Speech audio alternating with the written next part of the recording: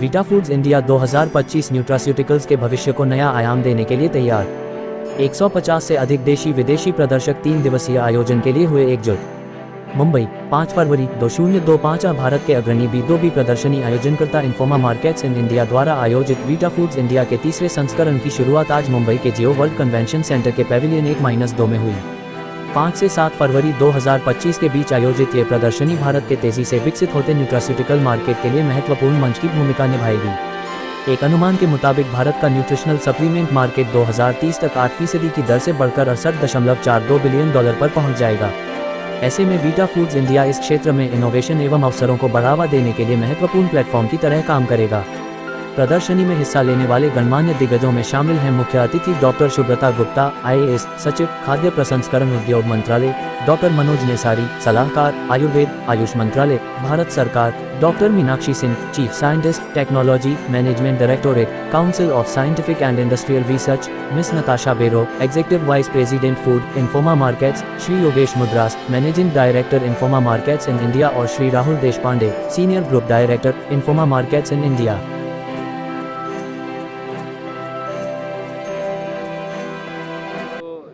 ये Vita food जो show है जो हमने 3 साल पहले लॉन्च किया था, ये आई थिंक एक बहुत छोटे पैमाने पे लॉन्च हुआ था। अराउंड 30-40 एग्जिबिटर, उससे अभी 160 एग्जिबिटर्स ये साल है।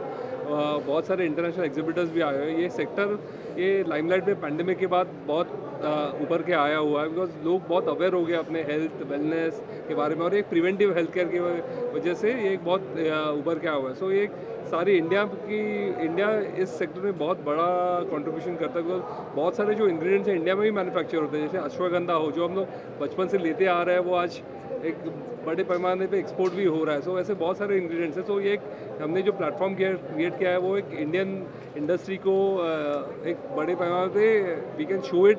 सो बहुत सारे नए बायर्स आ सके ये शो में, और इंडिया का एक्सपोर्ट भी बढ़ सके, और इंडिया में भी एक बड़ी अवेयरनेस हो ये न्यूट्रास्यूटिकल सेक्टर की। So this is the purpose of the show. ये 3 दिन होने वाला है शो यहाँ पे जियो में, मुंबई में। सो प्लीज़ ज़रूर आइए अगर आप सेक्टर से कनेक्टेड हो। See, basically, as I mentioned earlier, this is an extremely important sector for 2 or 3 reasons. First being that there are many thousand farmers who are involved in the cultivation of the plants which go into these nutraceutical products. And these farmers can get a better realization if we are able to grow this sector and if we are able to export to the rest of the world. And number 2 is that because of the processing itself, there is a lot of scope for employment generation. And this industry is providing employment to a large number of people, workers.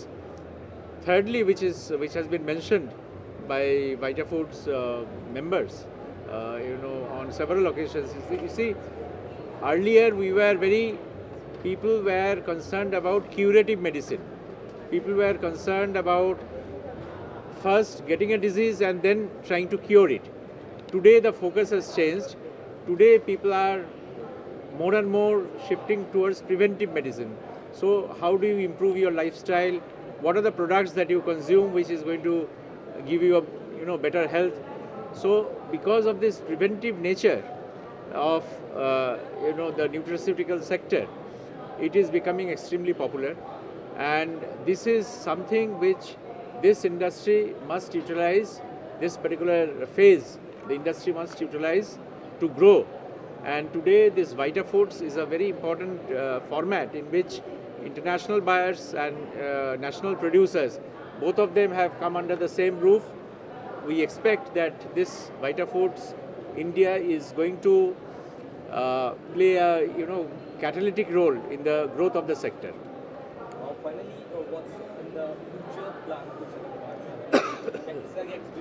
Yeah. So definitely, I think next year is, I'm sure with the scale that we have already reached, I think this is only going to go up, and I think this sector is coming more and more in limelight. So I see this only it's going to be built in momentum more and more, and I think more participants will coming, more international participants will also come in, because India is a burgeoning market and they will want to also look at Indian market. So it's good for India, because India then can use this as a big platform to be a massive exporter to the world. So that's something which I'm seeing as a contribution of this show that can be for putting Indian Nutra sector on the global map. Thank you. And we also, since we are the Export Promotion Council of the Government of India under Department of Commerce, we also participate in Vita Foods Europe and for other shows of Informa markets, which are supply side based, and food ingredients Europe.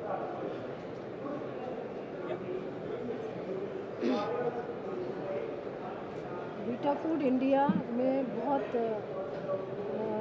जो अभी फरवरी 5 से और फरवरी 7 तक जो मुंबई में जो programme हो रहा है, इसमें हम बहुत अच्छी प्रोग्रेस देख रहे हैं, जो कि लास्ट 3 इयर्स में नहीं थी। नंबर ऑफ इंडस्ट्री पार्टिसिपेशन भी बढ़ा है, वैरायटी ऑफ फूड प्रोडक्ट जो डिस्प्ले हो रहे हैं स्टॉल्स में, वो भी बहुत अच्छा है। And thirdly I can see कि जो गवर्नमेंट पार्टिसिपेशन, क्योंकि मिनिस्ट्री फूड प्रोडक्ट को डील करती है एट द सेंट्रल, वो भी इस बार इसके हिस्से बने हैं, और इससे हम देखते हैं कि फ्यूचर में बहुत अच्छा प्रोग्रेस होगा इस एरिया में। और जो चैलेंजेस न्यूट्रास्यूटिकल्स सेक्टर फेस कर रहा है, जिसकी वजह से एक टास्क फोर्स बना था, और वो जो चैलेंजेस हैं उसके हम मिनिस्ट्री का directly ministry of food processing का पार्टिसिपेशन है, उससे बहुत सारे चैलेंजेस हमारे ओवरकम होंगे, इंडस्ट्री को बहुत सहायता मिलेगी, और बहुत सारी स्कीम्स भी हैं जिससे कि इंडस्ट्री को फाइनेंशियली वो यूज़ कर पाएंगे और उसका बेनिफिट इंडस्ट्री को मिलेगा डायरेक्टली। जैसे अभी सेक्रेटरी साहब ने बात किया कि फार्मर्स को भी डायरेक्ट बेनिफिट मिलेगा इससे, क्योंकि जो कल्टीवेशन है उसमें फार्मर्स का डबल इनकम बहुत ज़रूरी है, जिससे कि हमें अच्छा क्वालिटी मटेरियल मिलेगा, रॉ मटेरियल, अच्छे प्रोडक्ट्स बनेंगे, क्वालिटी एश्योरेंस अच्छा होगा, जिसकी वजह से हमारी डोमेस्टिक जो इंडस्ट्रीज़ हैं वो दूसरे देशों में व्यापार अच्छा कर पाएंगी। तो काफ़ी स्कोप है, अभी बहुत छोटे लेवल पे ही इंडस्ट्री, लेकिन फ्यूचर में इसका बहुत स्कोप है, बहुत पोटेंशियल है, बिकॉज जैसे कि India is rich in this traditional medicine और प्लांट्स मटेरियल, मेडिसिनल प्लांट्स, तो इसकी वजह से एंड R&D सपोर्ट भी बहुत अच्छा है इसमें। जो हमारा साइंटिफिक डेटा है उसको भी फुलफ़िल करने की बहुत सारे मिनिस्ट्रीज डिपार्टमेंट मिलके स्टडीज़ करने का प्लान कर रहे हैं। ऑलरेडी शेफेक्सेल इस तरह की स्टडी ऑलरेडी इस एरिया में रिसर्च इंस्टीट्यूट के थ्रू कर रहे हैं, और इससे जो हमारे गैप्स हैं वो फुलफ़िल होंगे, अच्छा व्यापार फ्यूचर में हो पाएगा। Thank you.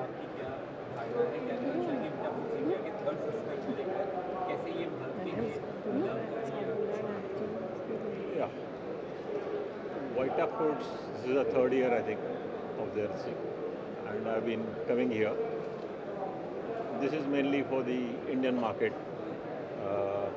Some of the importers are also coming in, but what I see difference in these 3 years is, one is that is expanded, that everybody knows, but nowadays a lot of companies are innovating, and I can see a lot of formulations now. The end products, they are being here on the stalls. So India is progressing in that sector. Up till now, India was mainly exporting only the bulk extracts, but now I think with this technology is developing and people showcasing it here, they'll get the market for the finished products also. Thank you. Namaskar. Thank you.